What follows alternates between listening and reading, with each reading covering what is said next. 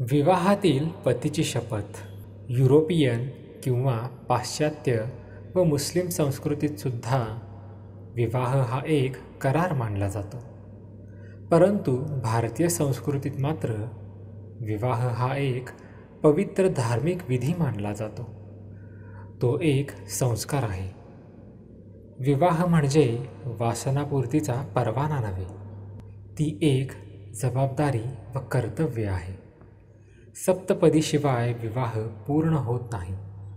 सप्तपदीच्या वेळी नवरदेवाला एक शपथ घ्यावी लागते व ही शपथ त्याने जन्मभर पाळायची असते. ती शपथ अशी: धर्मेच अर्थेच कामेच नातीचरामी नातीचरामी नातीचरामी. म्हणजे मानवी जीवनात जे 4 पुरुषार्थ सांगितले आहेत त्यापैकी 3 पुरुषार्थ साधताना पतीने पत्नीला बरोबर नेले पाहिजे.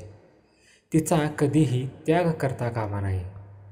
मात्र धर्म अर्थ काम मोक्ष यातील मोक्ष या पुरुषार्थाचे वचन पती देत नाही.